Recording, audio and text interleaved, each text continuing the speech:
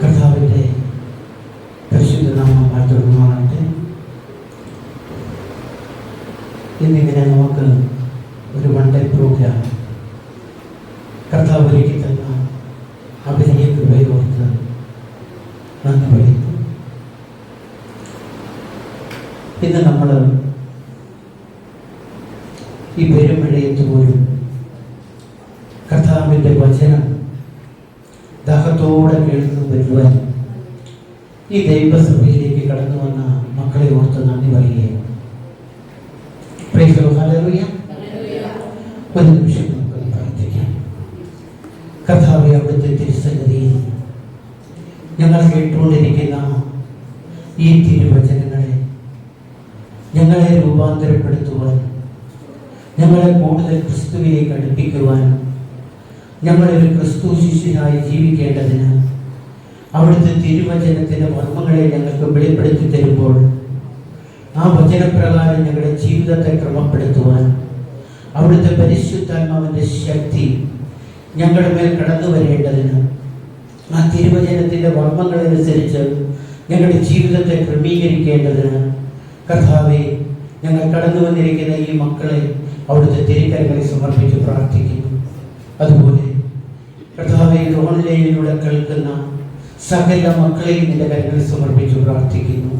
അവർക്കും കർത്താവെ ഒരു അനുഗ്രഹമായി തീരുവാൻ, ഒരു വിടുതലിന് കാരണമായി തീരേണ്ടതിന് കർത്താവിന്റെ തിരുസന്നിധിയിൽ ദൈവസഭയെ ഒന്നിച്ച് പ്രാർത്ഥിക്കുന്നു. Hallelujah, hallelujah. കരമുയർത്തി ഒന്ന് സ്തുതിക്കാമല്ലോ. ഹല്ലേലൂയ. നന്ദി കർത്താവേ, സ്തോത്രം, സ്തോത്രം, സ്തോത്രം, സ്തോത്രം കർത്താവേ, നന്ദി കർത്താവേ, സ്തോത്രം. ഹല്ലേലൂയ. പ്രാർത്ഥനകൾ അനുഗ്രഹിക്കുന്നതിലേക്ക് നന്ദി, യേശുവിന്റെ നാമത്തിൽ തന്നെ ആമേൻ. Praise the lord. ഹല്ലേലൂയ. കർത്താവ് എനിക്ക് ഇവിടെ തന്നിരിക്കുന്ന ഈ തിരുവചനത്തെ ഓർത്ത് കർത്താവിന് നന്ദി പറയുക. കാരണം ഇന്ന് വിശ്വാസ കോളത്തിൽ സ്നാനത്തിന്റെ പ്രാധാന്യം എന്താണെന്ന് പലർക്കും അറിയുവാൻ പറ്റുന്നില്ല. സ്നാനം എന്തിനാണ്? സ്നാനത്തിന്റെ പ്രാധാന്യം എന്താണ്? സ്നാനം തന്നെ എന്താണ് എന്നൊന്ന് നമുക്ക് തിരുവചനത്തിലൂടെ നമുക്കൊന്ന് ഇന്ന് നമ്മളെ ഒന്ന് പരിശോധിച്ച് നോക്കുകയും നമുക്ക് എന്തെങ്കിലും ഇനി കുറവുകൾ ഉണ്ടെങ്കിൽ ആ കുറവുകളെ നമുക്കൊന്ന് പരിഹരിക്കുവാൻ പരിശുദ്ധാത്മാവ് തരുന്ന ബോധ്യങ്ങളെ നമുക്ക് ഏറ്റെടുക്കുവാൻ സാധിക്കുമല്ലോ. അതുപോലെ സ്നാനത്തിൻ്റെ ആവശ്യകത എന്താണെന്നും സ്നാനത്തിൻ്റെ പ്രാധാന്യം എന്താണെന്നും തിരിച്ചറിയാതെ ക്രിസ്തീയ ജീവിതം നയിക്കുന്ന അനേകരെ നമുക്ക് ചുറ്റും നമുക്ക് കാണാൻ പറ്റുന്നുണ്ട്. ഇത് ഈ ഓൺലൈനിലൂടെ കേൾക്കുന്ന അനേകർക്ക് അതൊരു വിടുതലിന് കാരണമായി തീരുവാൻ കർത്താവ് നമുക്ക് ഷാജു പാസ്റ്ററിലൂടെ ഇങ്ങനെ പരിശുദ്ധാത്മാവിൻ്റെ ഒരു ബോധ്യം കൊടുക്കുകയും അതിനു വേണ്ടുന്ന സാഹചര്യങ്ങൾ ഒരുക്കി കൊടുക്കുകയും ഒക്കെ ചെയ്തുവെങ്കിൽ ഇത് കർത്താവിൻ്റെ പദ്ധതിയാണ്. Price the lord. ഹല്ലേലൂയ.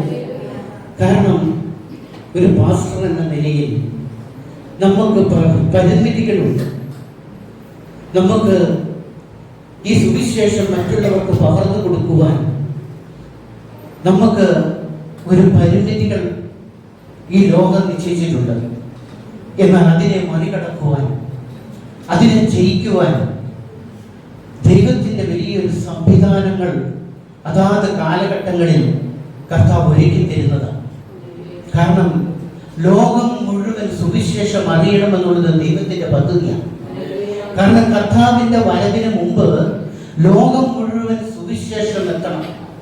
ആ സുവിശേഷത്തിന്റെ പ്രാധാന്യങ്ങൾ അറിയണമെങ്കിൽ ചങ്ങലയിൽ ബന്ധിച്ചിട്ടിരിക്കുന്നവർ അവർ പുറത്തു കൊണ്ടുവരണമെങ്കിൽ ഇങ്ങനെയുള്ള ഓൺലൈനുകളിലൂടെ ദൈവത്തിന്റെ വചനം അവരുടെ കാതുകളിൽ എത്തുമ്പോൾ ഈ സത്യം അവരറിയുകയും സത്യം അവരെ സ്വതന്ത്രരാക്കുകയും ചെയ്യുമെന്ന് തിരുവചനം നമ്മൾ കാണുന്നു.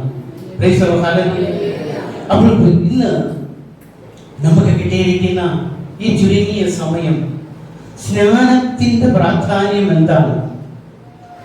ഇവിടെ ഇരിക്കുന്ന ദൈവമക്കൾ എല്ലാവരും വിശ്വാസ സ്നാനം സ്വീകരിച്ചവരാണ്. ഇനിയും ആരെങ്കിലും ഉണ്ടെങ്കിൽ അവർക്കും ഉപകാരമാകും, ഈ ഓൺലൈനിലൂടെ കേൾക്കുന്നവർക്കും അതൊരു ഉപകാരമായി തീരുമല്ലോ.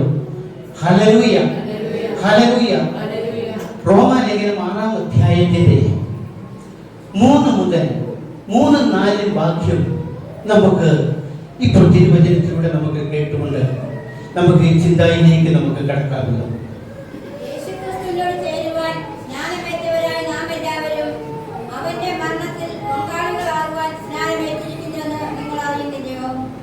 അങ്ങനെ നാം അവന്റെ മരണത്തിൽ പങ്കാളികളായി തീർന്ന സ്നാനത്താൽ അവനോടുകൂടെ കുഴിച്ചിടപ്പെട്ടു. ക്രിസ്തു മരിച്ചിട്ട് പിതാവിന്റെ മഹിമയാൽ ജീവിച്ചെഴുന്നേറ്റതുപോലെ നാമും ജീവന്റെ പുതുക്കത്തിൽ നടക്കേണ്ടതിന് തന്നെ. നമുക്ക് സമയ പരിധികൾ ഉള്ളതുകൊണ്ട് നമ്മൾ അതിൽ പ്രധാനപ്പെട്ട തിരുവചന വാക്യങ്ങൾ മാത്രമേ നമ്മൾ പറയുന്നുള്ളൂ. കാരണം റോമാലേഖനം 6-ാം അധ്യായത്തിന്റെ 3 മുതൽ 14 വരെയുള്ള തിരുവചനങ്ങൾ ഈ സ്നാനത്തിന്റെ കാതലായ ഭാഗങ്ങളെ രേഖപ്പെടുത്തി വെച്ചിരിക്കുക. അപ്പോൾ ഇവിടെ നമ്മൾ 3-4 വാക്യം വായിച്ചപ്പോൾ എന്താ അവിടെ പറഞ്ഞിരിക്കുന്നത്? യേശു ക്രിസ്തുവിനോട് ചേരുവാൻ സ്നാനമേറ്റവരായ നാം എല്ലാവരും കാരണം അവന്റെ മരണത്തിൽ പങ്കാളികളാകുവാൻ സ്നാനമേറ്റിരിക്കുന്നു. അപ്പൊ നമ്മൾ സ്നാനമേൽക്കുന്നതിന്റെ പ്രധാന ഉദ്ദേശം എന്താണെന്ന് ചോദിച്ചാൽ യേശുവിനോട് ചേരുക. ആ യേശുവിനോട് ചേരണമെങ്കിൽ ദൈവം കൽപ്പിച്ചിരിക്കുന്ന നിയമമാണ് സ്നാനം സ്വീകരിക്കുക എന്നുള്ളത്. എന്നിട്ടോ അടുത്ത വാക്യം അങ്ങനെ നമ്മൾ അവന്റെ മരണത്തിൽ പങ്കാളികളായി തീർന്ന സ്നാനത്താൽ അവനോട് കൂടെ കുഴിച്ചിടപ്പെട്ടു എന്ന് പറഞ്ഞാൽ ഒരു വെള്ളത്തിനകത്ത് നമ്മൾ മുങ്ങിക്കിടക്കത്തക്ക വിധത്തിൽ ആഴമുള്ള ഒരു വെള്ളത്തിനകത്തേക്ക് നമ്മളെ കൊണ്ടുപോയി അഭിഷിക്തനായ ദൈവത്തിന്റെ ദാസൻ യേശുക്രിസ്തുവിന്റെ നാമത്തിൽ, പിതാവിന്റെയും പുത്രന്റെയും പരിശുദ്ധാത്മാവിന്റെയും നാമത്തിൽ നിനക്ക് ഞാൻ സ്നാനം തരുന്നു എന്ന് പറഞ്ഞുകൊണ്ട് ആ വെള്ളത്തിലേക്ക് പൂർണ്ണമായി മുങ്ങപ്പെടുന്നതോടുകൂടി ആ യേശുവിന്റെ മരണത്തോട് താതാത്മ്യപ്പെട്ടുകൊണ്ട് നമ്മൾ കുഴിച്ചിടപ്പെടുകയാണ്. മണ്ണിൽ കുഴിച്ചിടുന്നതിന് തുല്യമായി ആ വെള്ളത്തിൽ മുങ്ങുന്നതോടുകൂടി നമ്മളെ മരിച്ചു അടക്കി. ഹല്ലേലൂയ. അത് കഴിഞ്ഞിട്ട് വായിച്ചേ, ക്രിസ്തു മരിച്ചിട്ട് പിതാവിന്റെ മഹിമയാൽ ജീവിച്ചെഴുന്നേറ്റതുപോലെ നാമും ജീവന്റെ പുതുക്കത്തിൽ നടക്കേണ്ടതിന് തന്നെ. കണ്ടോ, ആ വെള്ളത്തിൽ നിന്ന് നമ്മൾ പൊങ്ങുന്നതോടുകൂടി യേശു ക്രിസ്തുവിന്റെ ഉത്ഥാനം അല്ലെങ്കിൽ യേശു ക്രിസ്തുവിന്റെ ഉയർപ്പിന്റെ പ്രാധാന്യം, ആ ഉയർപ്പിനോട് താതാന്യപ്പെട്ടുകൊണ്ട് നമ്മൾ ഉയർത്തെഴുന്നേൽക്കുക. Praise the lord. ഹല്ലേലൂയ. എന്തിനു വേണ്ടിയാ? അവന്റെ മരണത്തിന്റെ സാദൃശ്യത്തോട് നാം ഏകീഭവിച്ചവരായെങ്കിൽ പുനരുത്ഥാനത്തിന്റെ സാദൃശ്യത്തോടും ഏകീഭവിക്കും. കണ്ടോ, അപ്പം മരണത്തോട് നമ്മൾ ഏകീഭവിച്ചു, ഉയർപ്പിനോട് നമ്മൾ ഏകീഭവിച്ചു. അങ്ങനെ നമ്മൾ ക്രിസ്തുവിനോട് ചേരുകയാണ്. എന്തിനു വേണ്ടിയാ? പുതുക്കത്തിൽ നടക്കുവാൻ, ജീവന്റെ പുതുക്കത്തിൽ നടക്കുവാൻ വേണ്ടി. Price the lord. ഹല്ലേലൂയ. പ്രിയ ദൈവമക്കളെ, നമ്മൾ അറിയണം, ആ യേശു ക്രിസ്തുവിനോട് നമ്മൾ ചേരുക എന്ന് പറഞ്ഞാൽ അത് നമുക്ക് പെട്ടെന്ന് അത് ഉൾക്കൊള്ളുവാൻ അല്ലെങ്കിൽ അതിന്റെ ആശയങ്ങൾ മനസ്സിലാകാതെ പോകുന്നത് കൊണ്ടാണ് അപ്പോസ്തലനായ പൗലോസ് 7-ാം അധ്യായത്തിലേക്ക് കടന്നു വന്ന് 6-ാം അധ്യായം മുതൽ തുടർമാനമായിട്ട് സ്നാനത്തെ പറ്റിയുള്ളത് 8-ാം അധ്യായം വരെയും ആ സ്നാനത്തിന്റെ പ്രാധാന്യങ്ങളെ കൊടുത്തിരിക്കുകയാണ്. 6-ാം അധ്യായവും 7-ാം അധ്യായവും 8-ാം അധ്യായവും നമ്മൾ വായിച്ചു നോക്കിയാൽ സ്നാനത്തിന്റെ പ്രാധാന്യം എന്താണെന്ന് നമുക്കറിയാൻ പറ്റും. അവിടെ 7-ാം അധ്യായത്തിന്റെ 1 മുതൽ 8 വരെയുള്ള തിരുവചന ഭാഗം ഒന്ന് വായിക്കാമോ? സഹോദരന്മാരെ, ന്യായപ്രമാണം അറിയുന്നവരോടല്ലോ ഞാൻ സംസാരിക്കുന്നത്. അപ്പോൾ ന്യായപ്രമാണം അറിയുന്നവരോടാണ് ഞാൻ സംസാരിക്കുന്നത് എന്ന് പറഞ്ഞാൽ ഈ ന്യായപ്രമാണത്തിന്റെ കീഴിലാണ് ഈ ലോകത്തിലുള്ള സകല മക്കളും ആചാരങ്ങളും അനുഷ്ഠാനങ്ങളുമായി ദൈവത്തെ പ്രസാദിപ്പിക്കാം എന്ന് വിചാരിക്കുന്ന സകല മക്കളും ന്യായപ്രമാണത്തിന്റെ കീഴിലാണ്. ആ ന്യായപ്രമാണം പൂർത്തീകരിച്ചുകൊണ്ട് ദൈവത്തെ പ്രസാദിപ്പിക്കുവാൻ ഒരിക്കലും പറ്റുകയില്ല. അപ്പോൾ ആ ന്യായപ്രമാണത്തിന്റെ കീഴിൽ കിടക്കുന്നവരോടാണ് ഞാൻ സംസാരിക്കുന്നതെന്ന് അപ്പോസ്തലനായ പൗലോസ് പറയുക. അപ്പോൾ ഈ ന്യായപ്രമാണത്തിന്റെ കീഴിൽ കിടക്കുക എന്ന് പറയുമ്പോൾ ഈ ലോകത്തിലുള്ള സകല മനുഷ്യരും, അവർ ഏതൊക്കെ സമുദായത്തിലുള്ളവരായിക്കോട്ടെ, ഏത് ജാതിയിലുള്ളവരായിക്കൊള്ളട്ടെ, അവർ ഏത് വംശത്തിലുള്ളവരായിക്കൊള്ളട്ടെ, അവരോട് എല്ലാവരോടും കൂടി അപ്പോസ്തലനായ പൗലോസ് പറയുകയാണ്, സഹോദരന്മാരെ, എന്താ പറയാ, ന്യായപ്രമാണം അറിയുന്നവരോടാണ് ഞാൻ ഇത് പറയുന്നത്. എന്താ പറയുന്നത്? മനുഷ്യൻ ജീവനോടിരിക്കുന്ന കാലത്തൊക്കെയും, ഒരു മനുഷ്യൻ ജീവനോടെ ഇരിക്കുന്നിടത്തോളം കാലം അവൻ ന്യായപ്രമാണത്തിന് അവന്റെ മേൽ അധികാരമുണ്ട് എന്ന് നിങ്ങൾ അറിയുന്നില്ലയോ? ഈ ന്യായപ്രമാണത്തിന് ഒരു അധികാരമുണ്ട്. ആ ന്യായപ്രമാണത്തിന്റെ അധികാരത്തിന്റെ കീഴിലാണ് ഈ ലോകത്തിലുള്ള സകല മനുഷ്യരും ജീവിക്കുന്നത്. എന്നിട്ടോ ഭർത്താവുള്ള സ്ത്രീ ജീവിച്ചിരിക്കുന്ന ഭർത്താവിനോട് ന്യായപ്രമാണത്തിൽ ബന്ധിക്കപ്പെട്ടിരിക്കുന്നു. അപ്പോസ്തലനായ പൗലോസ് അത് ഗ്രഹിക്കുവാൻ വേണ്ടി, മറ്റുള്ളവർക്ക് ഇതൊന്നും മനസ്സിലാകണം, സാധാരണപ്പെട്ട സാധുക്കളായ മനുഷ്യർക്ക് ഇത് മനസ്സിലാകാത്തത് കൊണ്ട് അപ്പോസ്തലനായ പൗലോസ് അതിനെ അവരുടെ ഹൃദയത്തിന്റെ ആഴങ്ങളിലേക്ക് ഇറക്കുവാൻ വേണ്ടി ഒരു ഉദാഹരണം പോലെ, അല്ലെങ്കിൽ അതൊന്ന് മനസ്സിലാക്കി തരുവാൻ ഒരു വ്യാഖ്യാനം പോലെ പറയുകയാണ്. എന്താ പറഞ്ഞിരിക്കുന്നത്? ഭർത്താവുള്ള സ്ത്രീ ജീവിച്ചിരിക്കുന്ന ഭർത്താവിനോട് ന്യായപ്രമാണത്താൽ ബന്ധിക്കപ്പെട്ടിരിക്കുന്നു. ഭർത്താവ് ജീവിച്ചിരിക്കുന്നിടത്തോളം കാലം ഭാര്യ ഈ ന്യായപ്രമാണത്താൽ ബന്ധിക്കപ്പെട്ടിരിക്കുക. എന്നിട്ടോ ഭർത്താവ് മരിച്ചാൽ അവൾ ഭർത്തൃ ന്യായപ്രമാണത്തിൽ നിന്ന് ഒഴിവുള്ളവളായി. കണ്ടോ, ഭർത്താവ് മരിച്ചു കഴിഞ്ഞാൽ അവള് ആ ഭർത്താവിന്റെ ബന്ധനത്തിൽ നിന്നും അല്ലെങ്കിൽ ആ പ്രമാണത്തിൽ നിന്നും ഒഴിവുള്ളവളാണ്. എന്നിട്ട് അടുത്തതോ, ഭർത്താവ് ജീവിച്ചിരിക്കുമ്പോൾ അവൾ വേറെ പുരുഷനായാൽ വ്യഭിചാരിണി എന്ന പേർ വരും. കണ്ടോ, ഭർത്താവ് ജീവിച്ചിരിക്കുമ്പോൾ അവൾ മറ്റൊരു പുരുഷനെ വിവാഹം കഴിക്കുകയാണെങ്കിൽ അവൾ വ്യഭിചാരിണി എന്ന പേര് വരുന്നു. എന്നിട്ടോ ഭർത്താവ് മരിച്ചുവെങ്കിലോ അവൾ വേറെ പുരുഷനായാൽ വ്യഭിചാരിണി എന്ന് വരാതെ വണ്ണം ന്യായപ്രമാണത്തിൽ നിന്ന് സ്വതന്ത്രയാകുന്നു. അപ്പോൾ ഇവിടെ പറയുകയാണ്, ഭർത്താവ് മരിച്ചുപോയി.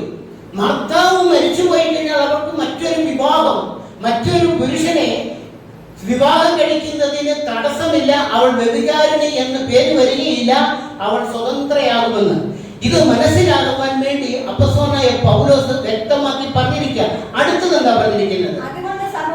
അതുകൊണ്ട് സഹോദരന്മാരെ, കണ്ടോ, അപ്പോൾ ഇവിടെ ഒരു ഉദാഹരണം പറഞ്ഞിട്ട് പറയാണ്, അതുകൊണ്ട് സഹോദരന്മാരെ നമ്മൾ ദൈവത്തിന് ഫലം കായ്ക്കുമാറ് മരിച്ചിട്ടുയർത്തെഴുന്നേറ്റവനായ വേറൊരുവന് വേണ്ടി ക്രിസ്തുവിന്റെ ശരീരം മുഖാന്തരം ന്യായപ്രമാണം സംബന്ധമായി മരിച്ചിരിക്കുന്നു. ആ ന്യായപ്രമാണം സംബന്ധമായി നിങ്ങൾ മരിച്ചിരിക്കുന്നു. എങ്ങനെ മരിച്ചു?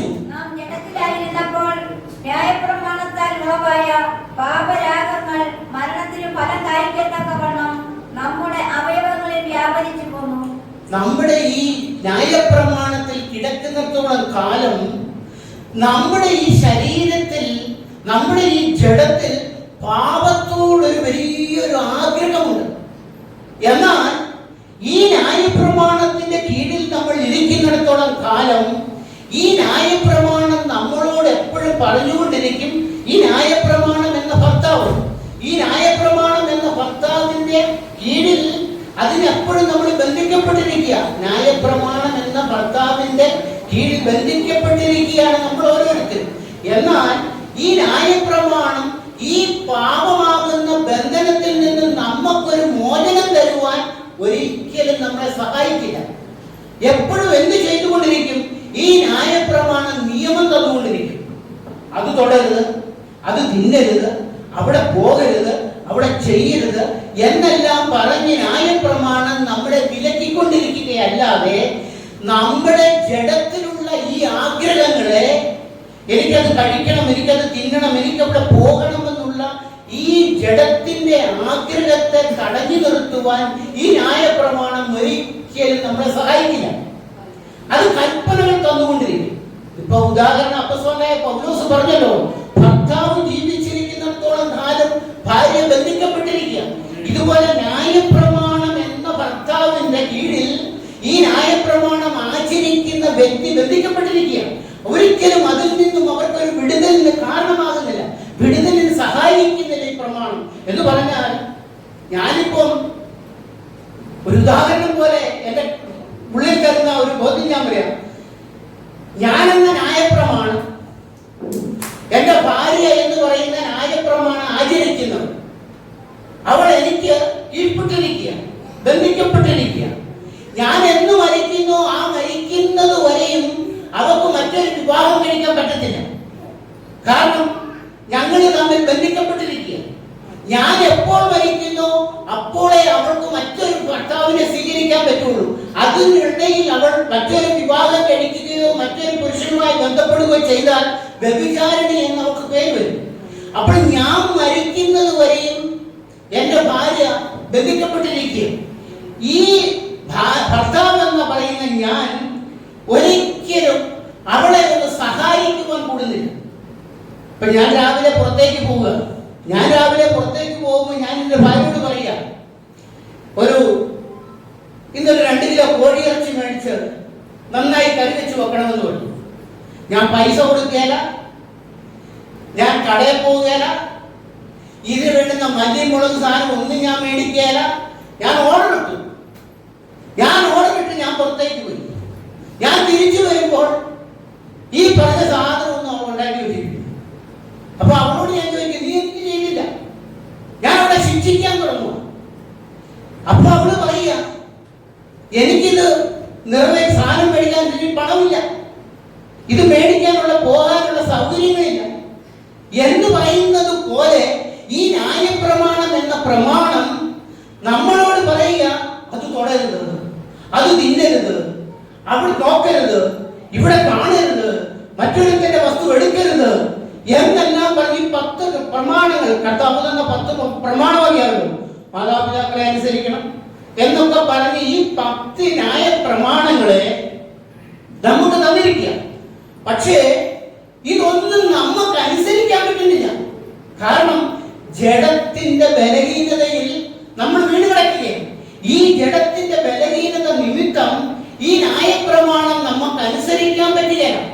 അനുസരിക്കാൻ പറ്റാതെ വരുന്ന ഈ സാഹചര്യത്തിൽ കർത്താവ് പറയുകയാണ്, വായിച്ച് നാം ജഡത്തിലായിരുന്നപ്പോൾ ന്യായപ്രമാണത്താൽ ഉളവായ പാപരാഗങ്ങൾ മരണത്തിനും ഫലം കായ്ക്കത്തക്കവണ്ണം നമ്മുടെ അവയവങ്ങളിൽ വ്യാപരിച്ചു പോന്നു. കണ്ടോ? എന്നൂടെ വായിച്ച്. നാം ജഡത്തിലായിരുന്നപ്പോൾ ന്യായപ്രമാണത്താൽ ഉളവായ പാപരാഗങ്ങൾ, ഈ പാപരാഗങ്ങൾ മരണത്തിന് ഫലം കായ്ക്കത്തക്കവണ്ണം, മരണത്തിന് മാത്രമേ അത് ഫലം കായ്ക്കുള്ളൂ. അല്ലാതെ നമുക്കത് നീതിപൂർവ്വം ചെയ്യുവാൻ ഒരിക്കലും നമുക്ക് സാധിക്കുന്നില്ല. കാരണം ഈ ന്യായപ്രമാണം ഒരിക്കലും നമ്മളെ സഹായിക്കുന്നില്ല. നമ്മളെ സഹായിക്കത്തോളം കാലം നമ്മൾ ബലഹീനമാണ്. ആ ബലഹീനമായിരിക്കുന്നത് കൊണ്ട് നമ്മൾ കായ്ക്കുന്ന ഫലം മുഴുവൻ പാപമായി തീരുക. വായിച്ചേ. നമ്മുടെ അവയവങ്ങളിൽ വ്യാപരിച്ചു പോകും. നമ്മുടെ അവയവങ്ങളിൽ വ്യാപരിച്ചിരിക്കുകയായിരുന്നു. എന്നിട്ടോ ഇപ്പോഴോ നമ്മെ പിടിച്ചടക്കിയിരുന്ന ന്യായപ്രമാണം സംബന്ധിച്ച് മരിച്ചിരിക്കൊണ്ട് അക്ഷരത്തിന്റെ വഴക്കത്തിലല്ല, ഈ ന്യായപ്രമാണം എന്ന ബന്ധനത്തിൽ നിന്നും നമ്മൾ എപ്പോഴെന്തായി മരിച്ചിരിക്കുന്നു. ആ ന്യായപ്രമാണം എന്ന ബന്ധനത്തിൽ നിന്ന് നമ്മളിപ്പോൾ മരിച്ചു. എന്നിട്ടോ അക്ഷരത്തിന്റെ വഴക്കത്തിലല്ല, ആത്മാവിന്റെ പുതുക്കത്തിൽ തന്നെ സേവിക്കേണ്ടതിന് നാം ന്യായപ്രമാണത്തിൽ നിന്ന് ഒഴിവുള്ളവരായിരിക്കുന്നു. ന്യായപ്രമാണം അക്ഷരത്തിന്റെ ശുശ്രൂഷ. എന്നാൽ കൃപയിൽ കടന്നു വന്നപ്പോ, പുതിയ നിയമത്തിലേക്ക് കടന്നു വന്നപ്പോൾ യേശു ക്രിസ്തുവിലൂടെ ആ പരിശുദ്ധാത്മാവിന്റെ ശക്തി നമ്മളിലേക്ക് കടന്നു വരുവാനിട വന്നു. Hallelujah, hallelujah. അതുകൊണ്ടാണ് 8-ാം അധ്യായത്തിലേക്ക് കടന്നു വരുമ്പോൾ അപ്പോസ്തലനായ പൗലോസ് പറയുക, എന്താ പറയുന്നത്? അതുകൊണ്ട് ഇപ്പോൾ ക്രിസ്തുയേശുവിലുള്ളവർക്ക് ഒരു ശിക്ഷാവിധിയുമില്ല. കണ്ടോ? യേശു ക്രിസ്തുവിലേക്ക് കടന്നു വന്നു. അതായത് 2ാമതൊരു ഭർത്താവ്. ആദ്യത്തെ ഭർത്താവ് എന്ത് ചെയ്തു? മരിച്ചു. ന്യായപ്രമാണം എന്ന പ്രമാണം മരിക്കുവോ? ഒരിക്കലും മരിക്കില്ല. ഇത് പ്രമാണമാണ്. അത് മരിക്കില്ല. അത് മരിക്കാത്തത് കൊണ്ട് എന്ത് സംഭവിച്ചു? ഗലാത്യ ലേഖനം 4-ാം അധ്യായത്തിന്റെ 7 മുതലുള്ള തിരുവചനം ഒന്ന് വായിച്ചേ. വേഗം. അങ്ങനെ ഇനി 4 മുതൽ ഗലാത്യർക്കെഴുതിയ ലേഖനം 4-ാം അധ്യായത്തിന്റെ 4 മുതൽ. എന്നാൽ കാലസമ്പൂർണത വന്നപ്പോൾ എന്ന് പറഞ്ഞാൽ ന്യായപ്രമാണത്തിന്റെ അവസാനം എത്തിയപ്പോൾ ദൈവം തന്റെ പുത്രനെ സ്ത്രീയിൽ നിന്ന് ജനിച്ചവനായി ന്യായപ്രമാണത്തിൽ കീഴിൽ ജനിച്ചവനായി നിയോഗിച്ചു. ഇവിടെ പറയുകയാണ് കാലസമ്പൂർണ്ണ വന്നപ്പോൾ, അതായത് ന്യായപ്രമാണത്തിന്റെ അവസാനം വന്നപ്പോൾ ദൈവം തന്റെ പുത്രനെ സ്ത്രീയിൽ നിന്ന് ജനിപ്പിച്ചവനായി ഈ ന്യായപ്രമാണത്തിനകത്തോട്ട് വന്നു. ഈ ന്യായപ്രമാണത്തിനകത്തോട്ട് കടന്നു വന്നിട്ട് എന്ത് ചെയ്തു? ന്യായപ്രമാണത്തിന് കീഴിലുള്ളവരെ വിലയ്ക്ക് വാങ്ങിയിട്ട് നാം പുത്രത്വം പ്രാപിക്കേണ്ടതിന് തന്നെ. അപ്പോൾ ഈ ന്യായപ്രമാണം എന്ന ഈ ഭർത്താവ് ഒരിക്കലും മരിക്കുകയില്ലാത്തത് കൊണ്ട് യേശു കർത്താവ് എന്ത് ചെയ്തു? ഈ ന്യായപ്രമാണത്തിനകത്ത് വന്നിട്ട് ഞാൻ എന്ന വ്യക്തിയോട് പറഞ്ഞു, മകനെ, നീ ഇപ്പോൾ ഈ ആചരിക്കുന്ന ഈ ന്യായപ്രമാണം എന്ന ഭർത്താവ് ഒരിക്കലും മരിക്കില്ല. ഈ ഭർത്താവ് മരിക്കാതെ നീ മറ്റൊരു പ്രമാണത്തിലേക്ക് പോയാൽ ഈ ന്യായപ്രമാണ സമ്പത്തിന് നീ വ്യഭിചാരിണി എന്ന് വിളിക്കപ്പെടുവാൻ ഇടവരും. അതുകൊണ്ട് നീ മരിക്കണം. നീ മരിക്കുന്നത് എങ്ങനെയാണ്? നീ മരിച്ചാൽ പിന്നെ നിനക്ക് പറ്റില്ലല്ലോ. അതുകൊണ്ട് നീ എന്ത് ചെയ്യണം? നിനക്ക് വേണ്ടി ഞാൻ മരിക്കും. യേശു പറയുകയാണ്, ഞാൻ നിനക്ക് വേണ്ടി മരിക്കും. ഞാൻ നിനക്ക് വേണ്ടി മരിച്ചാൽ നീ എന്ത് ചെയ്യണം? എന്നിൽ വിശ്വസിച്ചാൽ മതി. നീ എന്നിൽ പൂർണ്ണമായി വിശ്വസിക്കുന്നതോട് കൂടെ എന്ത് സംഭവിക്കും? നീ ആ പ്രമാണം സംബന്ധിച്ച് മരിക്കും. ആ പ്രമാണം സംബന്ധിച്ച് മരിക്കുന്നതോടുകൂടി നിനക്ക് വേറൊരു ഭർത്താവ് എന്നതുപോലെ ഞാൻ നിന്റേതായിത്തീരും, നീ എന്റേതായിത്തീരും. അതാണ് ഇവിടെ പറഞ്ഞത്. വായിച്ചേ, നിങ്ങൾ മക്കളാകൊണ്ട് അതിന്റെ മുകളിൽ വായിക്കുക. അവൻ ന്യായപ്രമാണത്തിന് കീഴിലുള്ളവരെ വിലയ്ക്ക് വാങ്ങിയിട്ട് നാം പുത്രത്വം പ്രാപിക്കേണ്ടതിന് തന്നെ.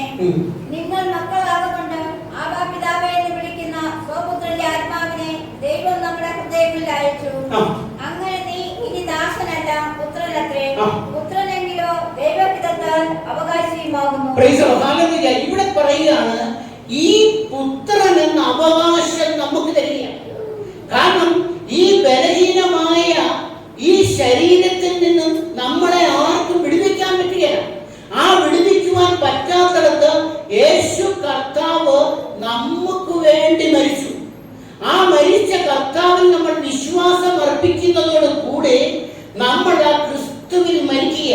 അതാണ് നമ്മൾ റോമാലേഖനം ആദ്യം വായിച്ചപ്പോൾ നമ്മൾ വായിച്ചു. അതുകൊണ്ട് സഹോദരന്മാരെ, ഫലം കായ്ക്കുമാറ് എന്താണ് വായിച്ചത്? 1-ാം വാക്യത്തിൽ നമ്മൾ റോമാലേഖനം 6-ാം അധ്യായത്തിലെ 4-ാം വാക്യം. അങ്ങനെ നാം അവന്റെ മരണത്തിൽ പങ്കാളികളായി തീർന്ന സ്നാനത്താൽ അവനോടുകൂടെ കുഴിച്ചിടപ്പെട്ടു. ക്രിസ്തു മരിച്ചിട്ട് പിതാവിന്റെ മഹിമയാൽ ജീവിച്ചെഴുന്നേറ്റതുപോലെ നാമും ജീവന്റെ പുതുക്കത്തിൽ നടക്കേണ്ടതിന് തന്നെ. അങ്ങനെ നമ്മൾ ദൈവത്തിന്റെ മക്കൾ എന്ന പദവി നമുക്ക് തന്നിരിക്കുക.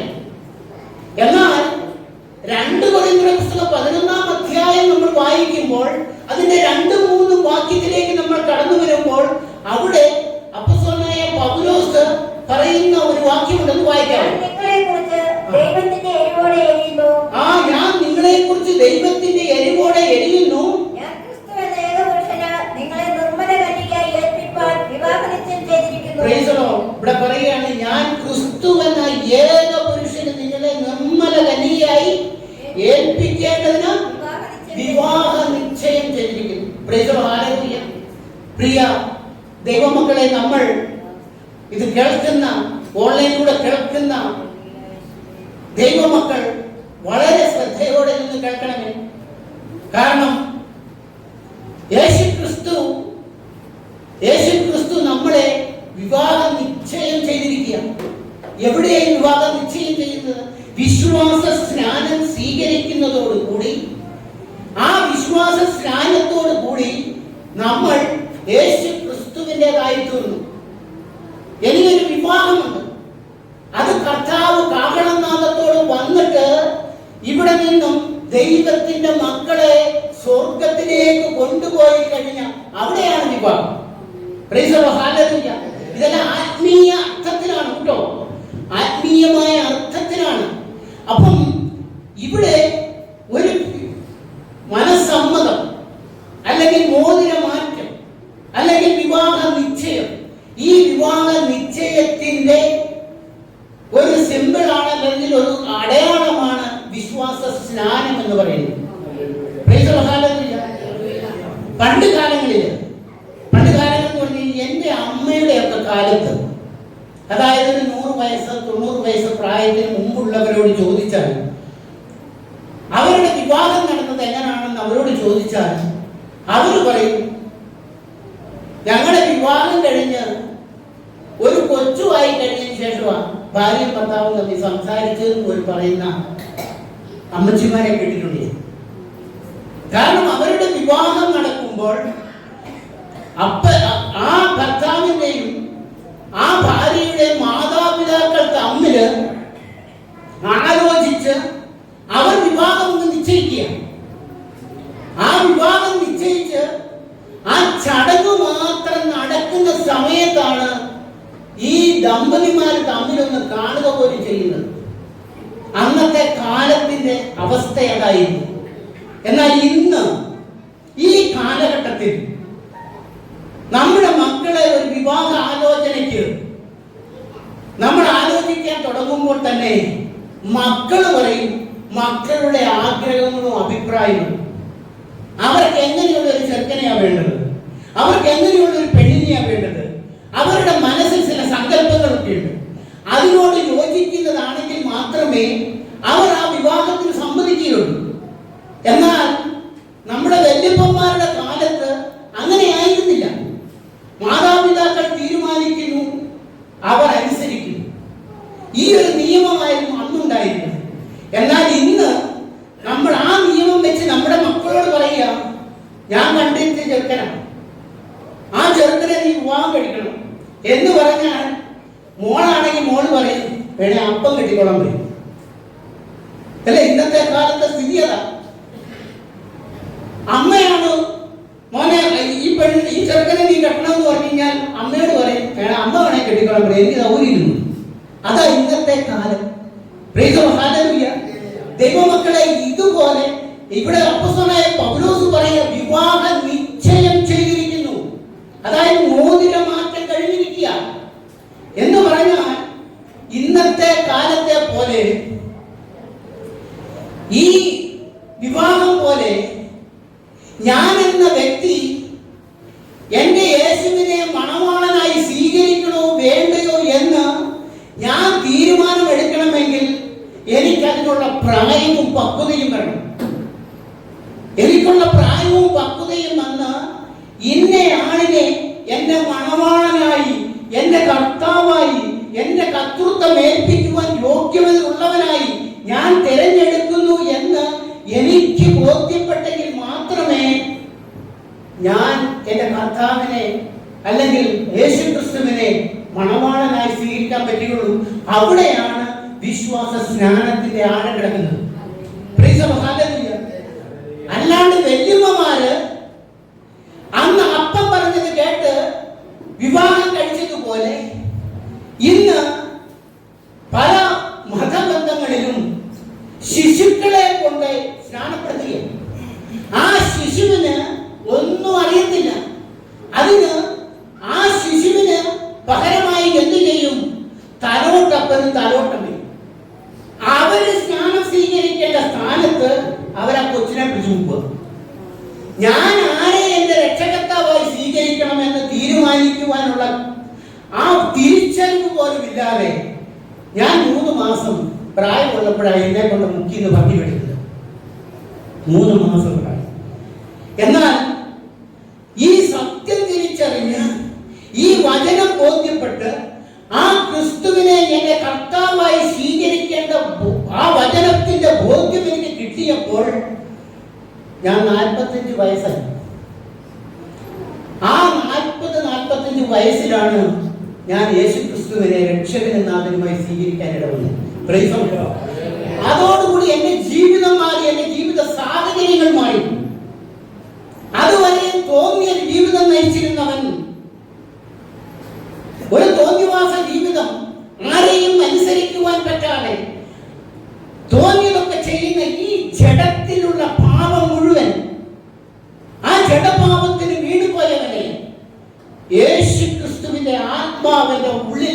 കടന്നു വന്നതോടുകൂടി, അതാണ് നമ്മൾ ഗലാത്യ ലേഖനം വായിച്ചത്. ഗലാത്യ ലേഖനം 4 ഒന്നുകൂടെ വായിച്ച്. ഗലാത്യ ലേഖനം 4-ാം അധ്യായം. അവകാശി സർവ്വത്തിനും യജമാനെങ്കിലും ശിശുവായിരിക്കുന്നിടത്തോളം ദാസനേക്കാൾ ഒട്ടും വിശേഷതയുള്ളവനല്ല. Praise the lord, hallelujah.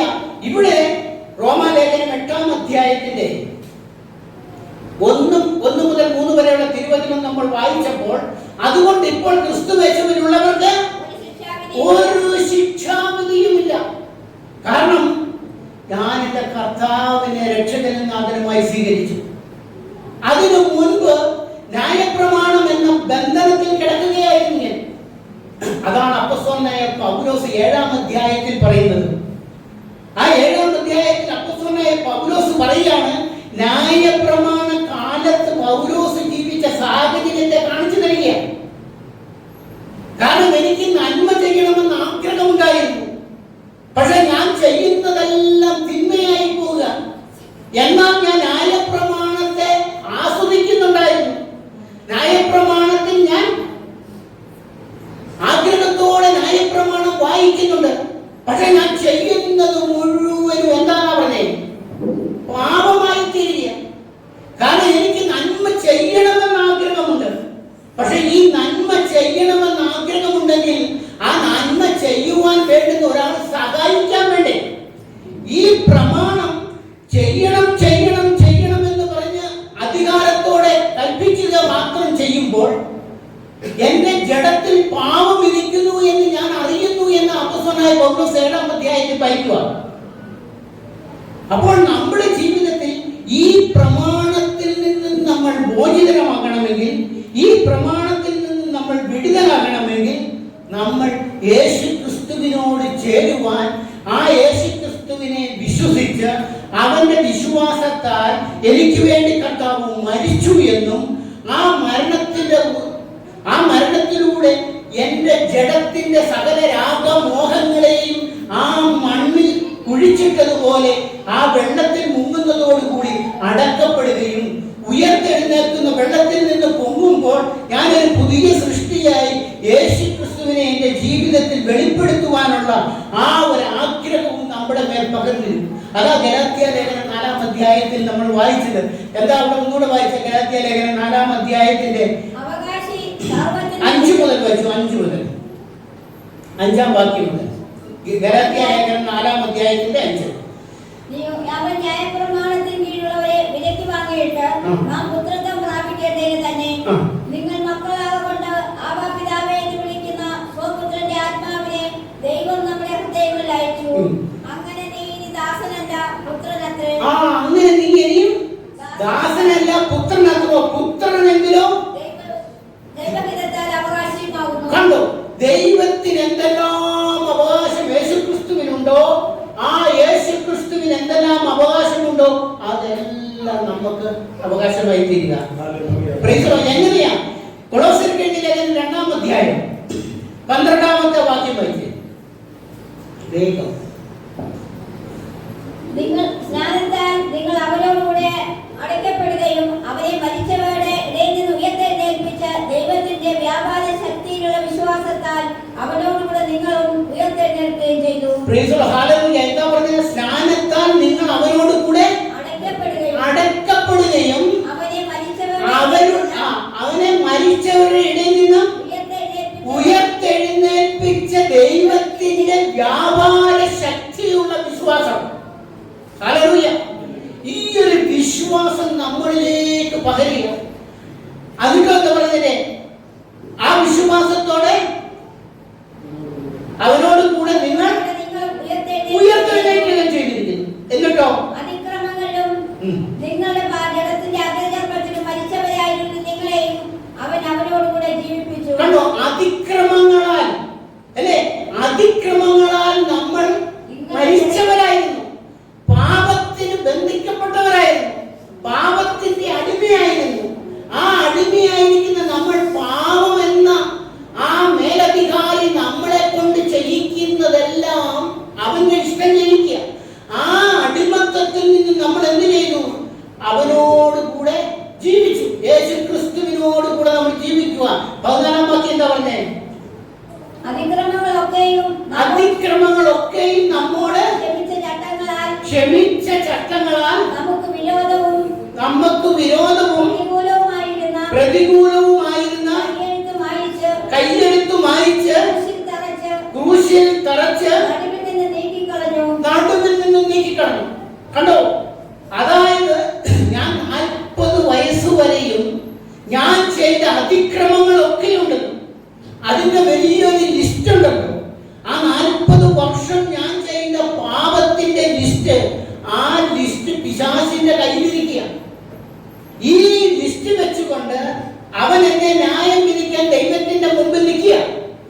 ആ ന്യായം വിധിക്കാൻ വേണ്ടി ദൈവത്തിന്റെ മുമ്പിൽ നിൽക്കുന്നിടത്തോളം കാലം ഞാൻ നീതിമാനാണെന്ന് എനിക്ക് പറയാൻ പറ്റത്തില്ല. കാരണം ഇവന്റെ കയ്യിൽ ഒരു റെക്കോർഡുണ്ട്, രേഖയുണ്ട്. ഇവന്റെ കയ്യിൽ രേഖയുണ്ട്. അതല്ല പറഞ്ഞേ, എന്താ പറഞ്ഞത്? കയ്യെഴുത്ത്, വ്യക്തമായ രേഖ അവന്റെ കയ്യിലിരിക്കുന്നു. ആ രേഖ എന്ത് ചെയ്തു എന്നാ പറഞ്ഞേ? കയ്യെഴുത്തു മായിച്ചു. യേശുക്രിസ്തുവിന്റെ രക്തം കൊണ്ട് ആ എന്റെ 40 വർഷവും ഞാൻ ചെയ്ത സകല പാപങ്ങളും അവൻ എന്ത് ചെയ്തു? മായിച്ചു കളഞ്ഞിട്ട് അവന്റെ കയ്യിൽ നിന്നും ആ കയ്യെഴുത്തേക്ക് മേടിച്ചു യേശു. ആ യേശു മേടിച്ചിട്ട് എന്ത് ചെയ്തു? യേശു ക്രൂശ് മരണം വധിച്ച ആ ക്രൂശുമേൽ തറച്ചു വെച്ചു. Price the lord, hallelujah. അതോടുകൂടി നമുക്ക് എന്ത് സംഭവിച്ചു? നമ്മൾ നീതിമാനം കണ്ടി. അവൻ ഇനി എന്റെ മേൽ ഒരു ന്യായവും പറയാൻ പറ്റത്തില്ല. കാരണം രേഖ അവന്റെ കയ്യിലില്ല. അല്ലേ? നമ്മുടെ കോടതിയിൽ ഒരു കേസും കൊണ്ട് ചെന്ന് കഴിഞ്ഞാൽ എന്തൊക്കെ പറഞ്ഞു കഴിഞ്ഞാൽ തെളിവെഴുതാൻ കഴിയില്ല. തെളിവില്ലാത്തടത്തോളം കാലം നമ്മളെ ഒരുത്തിന് ശിക്ഷിക്കാൻ പറ്റുകയില്ല. തെളിവടക്കം വേണം. Price the lord, hallelujah. അതുകൊണ്ടാണ് ഇന്ന് എല്ലാവരും പറയുന്നത് എന്തെങ്കിലും അതിക്രമങ്ങൾ കണ്ട അന്നേരം വീഡിയോ പിടിച്ചോണം പറയും. Praise the lord, hallelujah. Video പിടിച്ചോണെന്നാ പറയുന്നത്. എന്റെ വീടിന്റെ മുമ്പിൽ ഇന്നലെ ഇപ്പൊ 2-3 ദിവസമായിട്ട് മിനിഞ്ഞാന്ന് 4 അപകടം നടന്നു. ഇന്നലെ 1 അപകടം നടന്നു. അതിന്റെ തലേദിവസം 2 അപകടം നടന്നു. അവിടുന്ന് വെള്ളം ഒഴുകി വരുന്നത് കൊണ്ടാണ് അപകടം നടക്കുന്നത്. അപ്പൊ ഇത് സർക്കാരിന്റെ നിയമ വ്യവസ്ഥകളുടെ ഒക്കെ ഒരു ഓർഡർ ഉണ്ട്. എന്താ? എവിടെയെങ്കിലും അതിക്രമമോ എന്തെങ്കിലും കണ്ടു കഴിഞ്ഞാൽ എന്തെടുക്കണം? വീഡിയോ എടുക്കണം. ഇന്നലെ വെളുപ്പാങ്കാലത്ത് നമ്മുടെ വീടിന്റെ മുമ്പിൽ ഒരു കാർ ആക്സിഡന്റ് ഉണ്ടായി കഴിഞ്ഞാൽ അന്നേരം അതിലെ കടന്നുപോയ മറ്റൊരു കാറുകാരൻ ഗ്ലാസ് കാത്തിട്ട് വീഡിയോ എടുത്തേച്ച് അവൻ ഫേസ്ബുക്കിൽ ഇട്ടിട്ട് അവൻ പോയി. ഈ വീട് കിടക്കുന്നവരെ നോക്കാനോ അതിനു വേണ്ടുന്ന കാര്യം ചെയ്യാനോ അവൻ നേരമില്ല. അവൻ എന്ത് ചെയ്യുവാ? ഇത് പ്രചരിപ്പിക്കുവാൻ വേണ്ടി വീഡിയോ എടുത്തുകൊണ്ട് അവൻ പോയി. അത് ഫേസ്ബുക്കിൽ നിന്ന്. Price the lord, hallelujah. അപ്പൊ ഇന്ന് ഞാൻ പറഞ്ഞത് ഇങ്ങനെയാണ് ഇന്നത്തെ കാലത്തിന്റെ സ്ഥിതി. അത് അന്നും ഉണ്ടായിരുന്നു. അന്ന് സാത്താൻ ഈ പണിയാ ചെയ്തുകൊണ്ടിരുന്നത്. സാത്താൻ നമ്മൾ ചെയ്യുന്ന സകല പാപങ്ങളും അന്നേരം വീഡിയോ എടുക്കുക, എന്നിട്ട് ഇവന്റെ കയ്യിൽ വെച്ചിരിക്കുക. എന്നിട്ട് നമ്മൾ എന്റെ ദൈവമേ എന്നെ അനുഗ്രഹിക്കണമേ, എന്നെ ഒന്ന് വിടുവിക്കണമേ എന്ന് പറയുമ്പോൾ ദൈവത്തിന്റെ സന്നിധിയിൽ ഇവൻ ഈ വീഡിയോ കണ്ടിട്ട് പറയും, ഇത് നിന്റെ ആളല്ല, ഇത് നിന്റെ ആളല്ല, നിനക്ക് അവനെ അനുഗ്രഹിക്കാൻ അവകാശമില്ല. ഇവൻ എന്റെ കൂടെ നിന്നത് ഫേസ്ബുക്കിൽ ഞങ്ങൾ ഒന്നിച്ച് ലൈവ് എടുത്തൊക്കെ ഫോട്ടോ എടുത്തിരുന്നുണ്ടോ? കണ്ടോ? ഞങ്ങൾ ഒന്നിച്ച് നിൽക്കുന്ന ഫോട്ടോ ഉണ്ടോ? ഇതുകൊണ്ട് ഒരു കാരണവശാലും നിനക്ക് അവനെ അനുഗ്രഹിക്കാൻ അവകാശമില്ലെന്ന് പറഞ്ഞാൽ നീതിമാനായ ദൈവത്തിന് നീതി വിട്ടൊന്നും ചെയ്യാൻ പറ്റത്തില്ല. Price the Lord, price the Lord. നീതി വിട്ട് ചെയ്യാൻ മേലാത്തത് കൊണ്ട് നിന്നെ ഒരു കാലത്തും അനുഗ്രഹിക്കാൻ പറ്റില്ല ദൈവത്തിന്. ഇങ്ങനെയുള്ള ഈ ദൈവത്തിന് ഭയങ്കര സങ്കടമായി. ഈ ന്യായപ്രമാണത്തിന് കീഴിൽ കിടക്കുന്ന ഈ മനുഷ്യനെ എങ്ങനെയെങ്കിലും ഇതിന് വിടുവിക്കണം. ഇതിനകത്തുനിന്ന് വിടുവിക്കുവാൻ ഒരൊറ്റ മാർഗമേ ദൈവം കണ്ടുള്ളൂ. എന്താ കാരണം? ദൈവത്തിന് ഒരു നിയമം വെച്ചു. പാപത്തിന്റെ ശമ്പളം മരണമാണ്. ദൈവം അത് പ്രഖ്യാപിച്ചു കഴിഞ്ഞു. ദൈവം ഒരു കാര്യം പറഞ്ഞു, ഞാൻ നാളെ സാഹചര്യം വരുമ്പോൾ മാറ്റി പറയാം. നമ്മൾ എന്ത് ചെയ്യും? ഇപ്പൊ പറഞ്ഞ കാര്യം ഇച്ചിരി കഴിയുമ്പോഴത്തേക്ക് നമുക്കതൊരു ദോഷം വരുന്നുണ്ടെന്ന് പറയും. ഞാൻ അങ്ങനെ ഉദ്ദേശിച്ചല്ല പറയും, ഞാൻ പറഞ്ഞത് ഇങ്ങനെയാണ്, നിങ്ങൾ കേട്ടതിന്റെ കുഴപ്പമൊന്നും. എന്നാൽ ദൈവം എന്ത് ചെയ്തു? മാറ്റുന്നവനല്ല ദൈവം.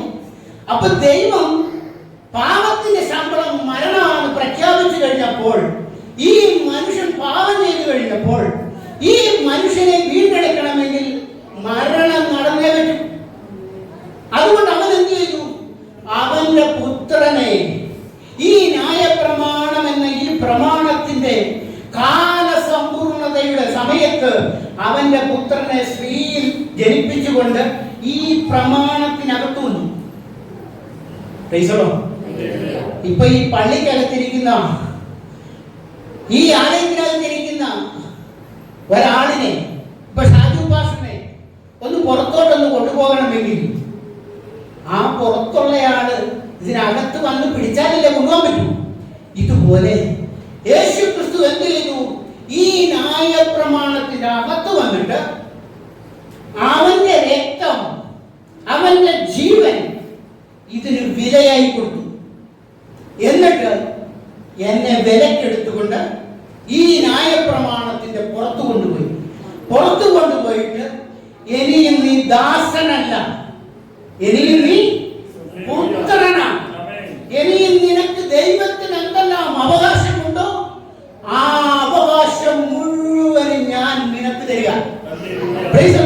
അതാണ് സ്നാനം. അങ്ങനെ ആ സ്നാനം നമുക്ക് തന്നിരിക്കുക. എന്നിട്ടോ അടുത്ത വാക്യം 14-ാം വാക്യം, അതിക്രമങ്ങളൊക്കെയും നമ്മോട് ക്ഷമിച്ച ചട്ടങ്ങളാൽ നമുക്ക് വിരോധവും പ്രതികൂലവുമായിരുന്ന കയ്യെഴുത്ത് മായിച്ച് ക്രൂശിൽ തറച്ച് നടുവിൽ നിന്ന് നീക്കിക്കളഞ്ഞു. നമ്മുടെ പറഞ്ഞു വന്ന് നമ്മളുടെ അതിക്രമങ്ങൾ ഉണ്ടായിരുന്ന കയ്യെഴുത്തുകൾ മുഴുവൻ യേശു ക്രിസ്തു എന്ത് ചെയ്തു?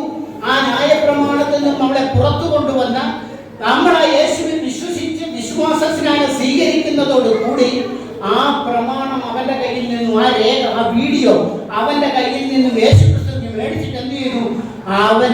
അവൻ ക്രൂശിൽ മരിച്ച ആ ക്രൂശിൽ അടിച്ചു കളഞ്ഞു. ആ വീഡിയോ എന്ത് ചെയ്തു? വായിച്ചു കളഞ്ഞു. ഇനി അതിനകത്ത് എന്തെങ്കിലും തെളിവുണ്ടോ? എന്തെങ്കിലും രേഖയുണ്ടോ? ഒന്നുമില്ല. യേശുവിന്റെ രക്തം കൊണ്ട് അത് മായിച്ചു കളഞ്ഞു. എന്നിട്ടോ അടുത്തത് വായിച്ചു. കണ്ടോ? അവന്റെ കയ്യിലുണ്ടായിരുന്ന, അവനുണ്ടായിരുന്ന ഒരു അധികാരമുണ്ടായിരുന്ന, ഒരു വാഴ്ചയുണ്ടായിരുന്നു. ആ അധികാരവും വാഴ്ചയും ഇത് മായിച്ചു കളഞ്ഞതോടുകൂടി, അവന്റെ കയ്യിലുണ്ടായിരുന്ന രേഖയും മേടിച്ചതോടും കൂടി അതവിടെ തീർന്നു. ഇത് രണ്ടും ഒക്കെ മേടിച്ചിട്ട് എന്ത് ചെയ്തു എന്നാ പറഞ്ഞത്?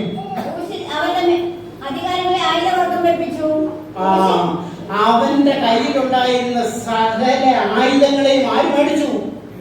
കർത്താവിന് മേടിച്ചു. കർത്താവിന് മേടിച്ചിട്ട് അവന്റെ മേൽ ജയോത്സവം കൊണ്ടാടി.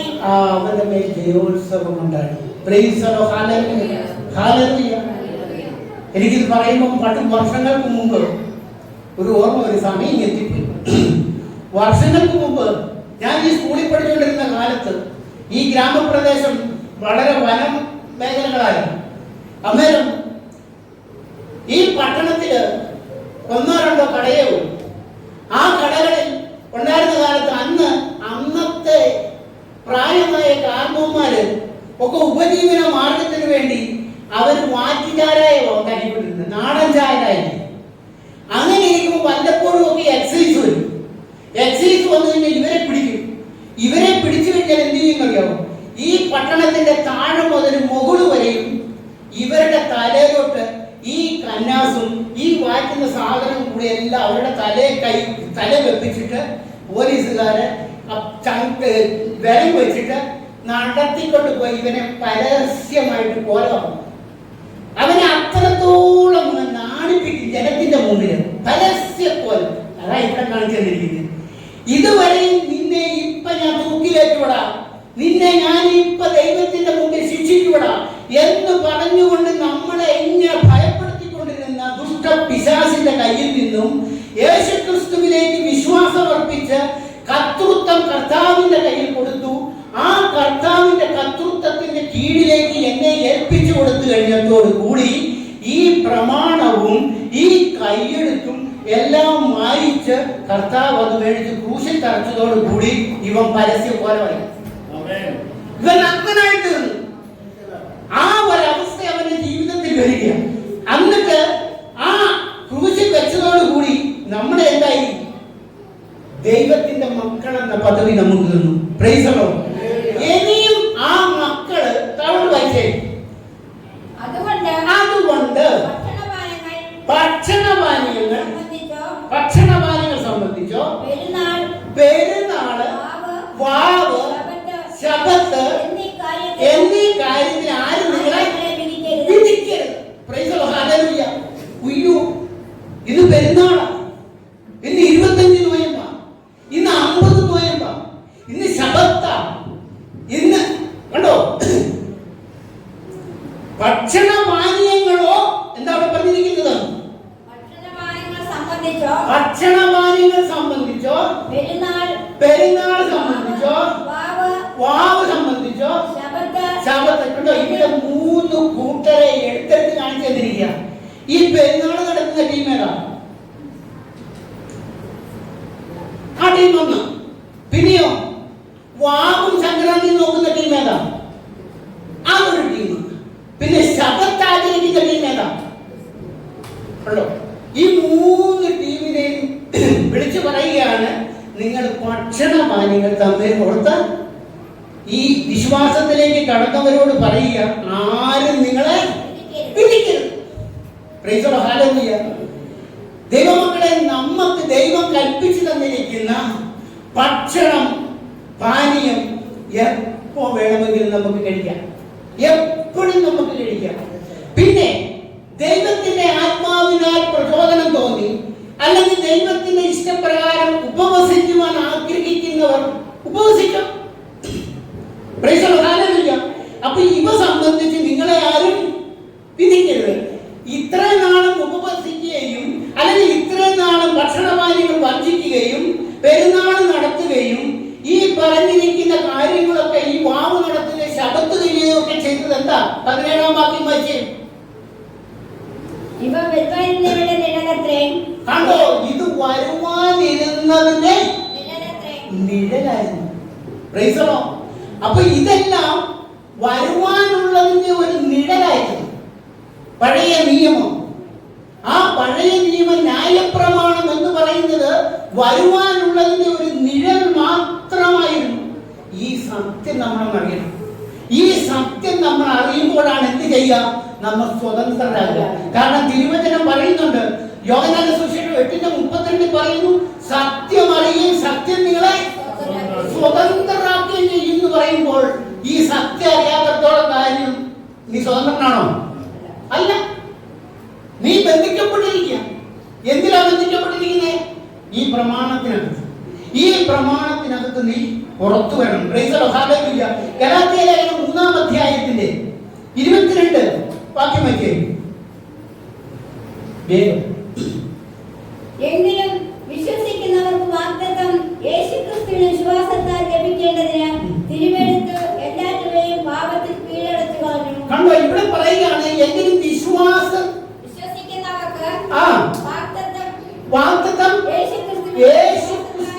വിശ്വാസത്താൽ ലഭിക്കേണ്ടതിന് തിരുവെടുത്ത് എല്ലാവരെയും പാപത്തിന്റെ കീഴിൽ അടച്ചു നിർത്തി വെച്ചിരിക്കുകയായിരുന്നു. എന്തിനു വേണ്ടിയാ? ഈ പ്രമാണം ഒന്ന് മനസ്സിലാവണം. ഈ പ്രമാണത്തിന്റെ പ്രാധാന്യം എന്താണെന്ന് മനസ്സിലാവണം. എന്നിട്ട് അടുത്തത് 23. വിശ്വാസം വരുന്നതിന് മുമ്പ് നമ്മളിൽ വെളിപ്പെടുവാനിരുന്ന വിശ്വാസത്തിനായിക്കൊണ്ട് ആ ന്യായപ്രമാണത്തിന്റെ കീഴിൽ അടച്ചു സൂക്ഷിച്ചു. ഈ ന്യായപ്രമാണത്തിനകത്ത് അടച്ചു സൂക്ഷിച്ചിടത്തുനിന്നാണ് യേശുക്രിസ്തു ന്യായപ്രമാണത്തിനകത്ത് വന്നിട്ട് നമ്മളെ വിലപ്പെടുത്ത് മേടിച്ചോണ്ട് പോയി. എന്നിട്ട് അതിന്റെ അടുത്ത വാക്യം, അങ്ങനെ നാം ആ വിശ്വാസത്താൽ നീതീകരിക്കപ്പെടേണ്ടതിന് ന്യായപ്രമാണം ക്രിസ്തുവിന്റെ അടുക്കലേക്ക് നടത്തുവാൻ ഒരു അധ്യാപകനായിരുന്നു. ഈ ന്യായപ്രമാണം എന്ന് പറയുന്ന ഒരു അധ്യാപകൻ എന്തിനാ? യേശു ക്രിസ്തുവിലേക്ക്, അതായത് പുതിയ നിയമത്തിലേക്ക് കടന്നു വരുവാൻ ഒരു ശിശു ഒരു കൊച്ചിനെ കൊണ്ട് നടക്കുന്നത് പോലെ നമ്മളെ അംഗനവാടി നടക്കുന്ന പിള്ളേരെ കണ്ടിട്ടില്ല, ടീച്ചർ കൊണ്ട് എങ്ങനെ നടക്കുന്നത് എന്ന് പറഞ്ഞതുപോലെ നമ്മളെ ഈ ന്യായപ്രമാണം എന്ന പ്രമാണ പാത്രത്തിനകത്ത് അടച്ച് സൂക്ഷിച്ചിരിക്കുകയായിരുന്നു. എന്നിട്ടോ വിശ്വാസം വന്ന ശേഷമോ നാം ഇനി ശിശുപാലകന്റെ കീഴിലല്ല. കണ്ടോ, ഇനിയും ഈ ശിശുപാലകൻ എന്ന ന്യായപ്രമാണത്തിന്റെ കീഴിലല്ല, ക്രിസ്തുയേശുവിന്റെ വിശ്വാസത്താൽ. അപ്പൊ ഇവിടെ ഈ വിശ്വാസം വന്ന ശേഷം ഇനിയും ഈ ന്യായപ്രമാണം എന്ന് പറയുന്ന അധ്യാപകന്റെ കീഴിലല്ലെന്ന് നീ എന്ന് പറഞ്ഞാൽ നിനക്ക് ഭാവില്ല, സംക്രാന്തിയില്ല, ഒന്നുമില്ല എന്ന് മാത്രമാണ് യേശു ക്രിസ്തുവിനുള്ള വിശ്വാസത്താൽ നീ ജീവിക്കുക. ആ വിശ്വാസത്താലുള്ള ഒരു ജീവിതത്തിലേക്ക് നമ്മൾ കടന്നു വരുക. 26-ാം വാക്യം എന്താ പറഞ്ഞേ? ക്രിസ്തുവിനോട് ചേരുവാൻ സ്നാനമേറ്റിരിക്കുന്ന നിങ്ങൾ എല്ലാവരും ക്രിസ്തുവിനെ ധരിച്ചിരിക്കുന്നു. ക്രിസ്തുവിനെ ധരിച്ചിരിക്കുന്നു. ഇനി നമ്മളെ കാണുന്നവരെല്ലാം ക്രിസ്തുവിനെ കാണുമ്പോലെ നമ്മുടെ ജീവിതത്തിൽ. അതിന് 26-ാം വാക്യത്തിൽ പറയുന്നു, യേശു ക്രിസ്തുവിൽ വിശ്വാസത്താൽ നിങ്ങൾ എല്ലാവരും ദൈവത്തിന്റെ മക്കളാകുന്നു എന്നാണ് പറഞ്ഞിരിക്കുന്നത്. ആ മക്കളാകുന്നത് എങ്ങനെയാ? ആ മക്കളെ കാണുന്നതാണ് അടുത്ത 27-ാം വാക്യത്തിൽ പറഞ്ഞിരിക്കുന്നത്. യേശു ക്രിസ്തുവിനോട് ചേരുവാൻ സ്നാനമേറ്റിരിക്കുന്ന നിങ്ങൾ എല്ലാവരും ക്രിസ്തുവിനെ ധരിച്ചിരിക്കുന്നു. എന്നിട്ട് 28-ാം വാക്യം എന്താ പറഞ്ഞേ? 28-ാം വാക്യം, അതിൽ യഹൂദനും യവനനുമെന്നില്ല, ദാസനും എന്നില്ല, ആണും പെണ്ണുമെന്നില്ല. ഇവിടെ പറയുകയാണ്, ഹൈന്ദവനെന്നില്ല, ക്രിസ്ത്യാനി എന്നില്ല, മുസ്ലിം എന്നില്ല, യഹൂദൻ എന്നില്ല, എല്ലാവരും എന്തെന്നാ പറഞ്ഞിരിക്കുന്നത്? യേശു ക്രിസ്തുവിൽ വിശ്വാസ സ്നാനം സ്വീകരിക്കുന്നതോട് കൂടി ഇവിടെ വ്യത്യാസമില്ല, എല്ലാവരും യേശു ക്രിസ്തുവിൽ ഒന്നായി തീർന്നിരിക്കുന്നു എന്ന് തിരുവചനം നമുക്ക് കാണിച്ചു തരിക. കാരണം എഫെസ്യർക്കെഴുതിയ ലേഖനം 1-ാം അധ്യായത്തിന്റെ 4-ാം വാക്യം നമ്മൾ വായിക്കുമ്പോൾ നമുക്ക് അവിടെ കാണാൻ പറ്റുന്നുണ്ട്. എന്താ? നാം തന്റെ സന്നിധിയിൽ വിശുദ്ധരും നിഷ്കളങ്കരുമാകേണ്ടതിന് അവൻ ലോകസ്ഥാപനത്തിന് മുമ്പേ നമ്മെ അവനിൽ തിരഞ്ഞെടുക്കുകയും. കണ്ടോ, ലോകസ്ഥാപനത്തിന് മുമ്പേ, ഈ ലോകം ഉണ്ടാകുന്നതിന് മുമ്പ് ഈ സ്റ്റാൻലി എന്ന് പറഞ്ഞ എന്നെ ദൈവം എന്ത് ചെയ്യുന്ന പറഞ്ഞേ? തെരഞ്ഞെടുത്തു. എന്താ? ഒന്നുകൂടെ വായിച്ചേ. നാം തന്റെ സന്നിധിയിൽ വിശുദ്ധരും നിഷ്കളങ്കരും ആകേണ്ടതിന്. ആയോ? ആയില്ല. ആകേണ്ടതിന് അവൻ ലോകസ്ഥാപനത്തിന് മുമ്പേ. അപ്പൊ ആകേണ്ടതിന് ലോകസ്ഥാപനത്തിന് മുമ്പേ അവൻ എന്ത് ചെയ്യുന്നു?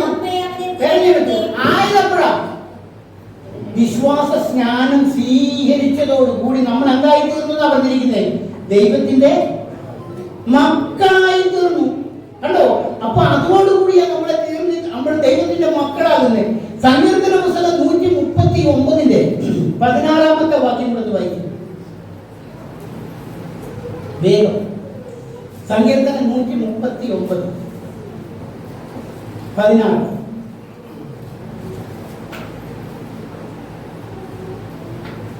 ഞാൻ പിണ്ഡാകാരമായിരുന്നപ്പോൾ നിന്റെ കണ്ണ് എന്നെ കണ്ടു. Price the lord. ഹല്ലേലൂയ.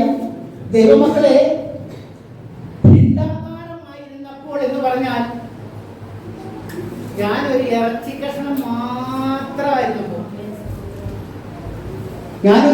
കഷ്ണം മാത്രമായിരുന്നപ്പോൾ ദൈവത്തിന്റെ കണ്ണ് എന്നെ കണ്ടു. എന്തിനാ? എന്തിനു വേണ്ടിയാ കണ്ടത്? തിരക്ക് പിടിക്കാതെ എന്തിനു വേണ്ടിയാ കണ്ടത്? ഞാൻ പറയും, ഞാൻ ജനിച്ചത്, ഞാനൊരു കത്തോലിക്ക വിശ്വാസത്തിലാണ് ജനിച്ചത്. എൻ്റെ അപ്പം കത്തോലിക്ക കുടുംബത്തിലാണ് ഞാൻ പറയും. അല്ലെങ്കിൽ ഞാൻ പറയും ഞാൻ കറത്തിട്ടായിരിക്കുന്നു, അല്ലേ?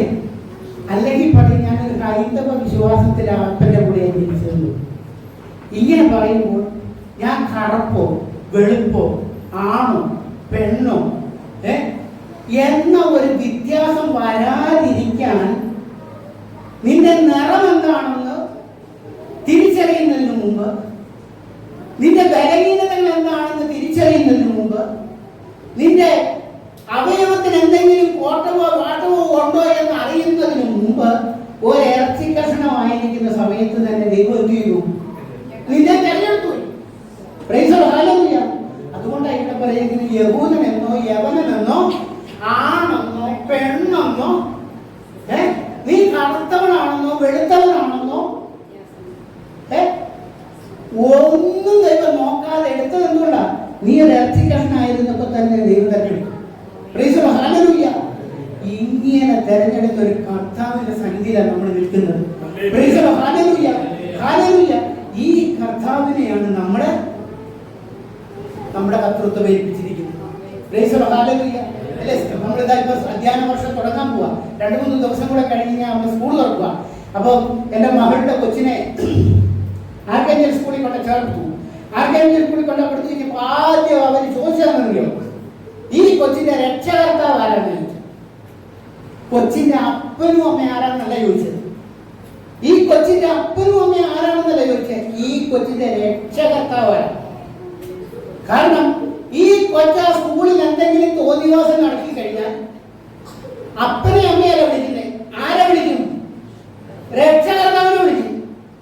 വിളിച്ചിട്ട് പറയും, ഈ കൊച്ച് തോന്നിവാസം നടക്കുന്നത്, നിങ്ങൾക്ക് ഞാൻ കൈകാര്യം നടത്താൻ പറ്റുന്നില്ലേ, ഇവിടെ വിളിച്ചോണ്ട് പോകാൻ പറ്റും. എന്നാൽ ആ കൊച്ച സ്കൂളിൽ ഏറ്റവും നല്ല ബെസ്റ്റായിട്ട് പഠിച്ച് എല്ലാവർക്കും മാതൃകാപരമായി തീരുന്നുണ്ടെങ്കിൽ ആരെ വിളിക്കും? ഈ രക്ഷകർത്താവിനെ തന്നെയാണ് വിളിക്കുന്നത്.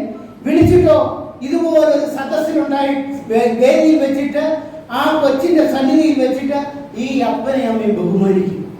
എന്തുകൊണ്ടാണ്? ഈ കൊച്ചിനെ ഈ നല്ല രീതിയിൽ വളർത്തിയതിനുള്ള ഒരു പ്രചോദനമായി ഒരു അവാർഡൊക്കെ കൊടുക്കുന്ന വിധത്തിൽ. എന്തിനു വേണ്ടിയാണ് നമുക്ക് ഒരു രക്ഷകർത്താവിനെ തിരഞ്ഞെടുത്തത്?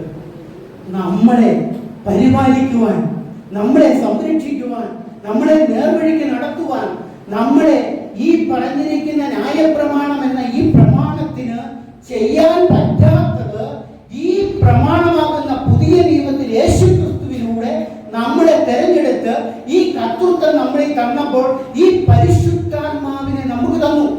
ദാനമായി പരിശുദ്ധാത്മാവിനെ തന്നു. ഈ പരിശുദ്ധാത്മാവ് നമ്മുടെ മേൽ കടന്നു വരുന്നതോടുകൂടി തുടരുന്നല്ല പറയുന്നത്, തിന്നരുതെന്നല്ല പറയുന്നത്, പോകരുതെന്നല്ല പറയുന്നത്. അത് ചെയ്യാൻ പറ്റാത്ത വിധത്തിൽ നമ്മുടെ മനസ്സിനെ നിയന്ത്രിക്കുവാൻ, അതിനെ ജയിക്കുവാൻ തക്ക വിധത്തിലുള്ള ഒരു അഭിഷേകം നമ്മുടെ മേൽ പകർന്നു. അതാണ് പരിശുദ്ധാത്മ ശക്തി. ഈ ശക്തി ഒന്ന് നമ്മൾ വ്യാപരിക്കണം. ഈ ശക്തി നമ്മളൊന്ന് പ്രാപിക്കണമെങ്കിൽ പ്രിയ ദൈവജനമേ, ഈ ഓൺലൈനിലൂടെ കേൾക്കുന്ന സഹോദരിമാരെ സഹോദരന്മാരെ, നിങ്ങൾ യേശു ക്രിസ്തുവിലേക്ക് കടന്നു വരണം. യേശു ക്രിസ്തുവിലേക്ക് കടന്നു വരണം. ആ യേശു ക്രിസ്തുവിൽ നിങ്ങൾ വിശ്വാസം അർപ്പിക്കണം. കാരണം തിരുവചനം അപ്പോസ്തല പ്രവൃത്തി പറയുന്നു, ആകാശത്തിന്റെ കീഴിൽ മനുഷ്യന്റെ രക്ഷയ്ക്ക് യേശു എന്നൊരു നാമമല്ലാതെ മറ്റൊരു നാമമില്ല, അല്ലേ? അതുപോലെ തിമോഥെയോസിന്റെ പുസ്തകത്തിൽ പറയുന്നു, പിതാവായ ദൈവത്തിനും മനുഷ്യന്റെയും ഇടയിൽ ഏക മധ്യസ്ഥൻ യേശു മാത്രം. അതുകൊണ്ടാണ് കർത്താവായ യേശു പറഞ്ഞത്, വഴിയും സത്യവും ജീവനും ഞാനാകുന്നു, എന്നിലൂടെ അല്ലാതെ ഒറ്റ ഒരുത്തനും എവിടെ ചെല്ലാൻ പറ്റിയല്ല, പിതാവിന്റെ സന്നിധിയിൽ എത്താൻ പറ്റുകയാണ്. അതുകൊണ്ട് ഈ തിരുവചനം ആസ്പദമാക്കി ഈ തിരുവചനത്തെ, അതുകൊണ്ട് ഓൺലൈനിലൂടെ കേൾക്കുന്നവരോട് പ്രത്യേകം ഞാൻ പറഞ്ഞത്, അതുകൊണ്ട് ഈ വചനം വ്യക്തമായിട്ട് വായിച്ചു കേൾപ്പിച്ചു. ഈ വചനത്തെ നിങ്ങൾ നോക്കണം. ഈ വചനം ശരിയാണോ എന്ന് നോക്കണം. ഈ വചനം ശരിയാണ് എന്ന് നിങ്ങൾക്ക് തോന്നിയാൽ തീർച്ചയായിട്ടും യേശു ക്രിസ്തുവിലേക്ക് കടന്നു വരണം. യേശുവേ നന്ദി, കർത്താവേ സ്തോത്രം. പരിശുദ്ധനായ ദൈവമേ, അവിടുത്തെ തിരുക്കരങ്ങളിലേക്ക് ഞങ്ങളെ സമർപ്പിച്ച് പ്രാർത്ഥിക്കുന്നപ്പ, ഈ ഓൺലൈനിലൂടെ കേൾക്കുന്ന മക്കളെ നിന്റെ കരങ്ങളിൽ സമർപ്പിച്ച് പ്രാർത്ഥിക്കുന്നു. സ്നാനത്തിന്റെ പ്രാധാന്യം എന്താ, ആ സ്നാനത്തിന്റെ ആവശ്യകത എന്താണ് എന്ന് മനസ്സിലാക്കിക്കൊണ്ട് വിശ്വാസ ജീവിതത്തിലേക്ക് കടന്നു വന്നു യേശുവിനെ രക്ഷകനും നാഥനുമായി സ്വീകരിച്ചുകൊണ്ട് ആ കർത്തൃത്വം ഏൽപ്പിച്ചുകൊണ്ട് കർത്താവ് അബ്രഹാമിന് കൊടുത്ത വാഗ്ദത്തം യേശു ക്രിസ്തുവിലൂടെ നമുക്ക് പ്രാപിക്കേണ്ടതിന് കർത്താവ് നമ്മളെ അനുഗ്രഹിക്കട്ടെ. തിരുസന്നിധി ഈ മക്കളെ സമർപ്പിച്ച് പ്രാർത്ഥിക്കുന്നു. നന്ദിയോടെ സ്തുതിക്കുന്ന സ്തോത്രം സ്തോത്രം സ്തോത്രം കർത്താവേ സ്തോത്രം. പ്രാർത്ഥനകൾ അനുഗ്രഹിക്കുന്ന നന്ദി യേശു ക്രിസ്തുവിന്റെ നാമത്തിൽ തന്നെ ആമേൻ.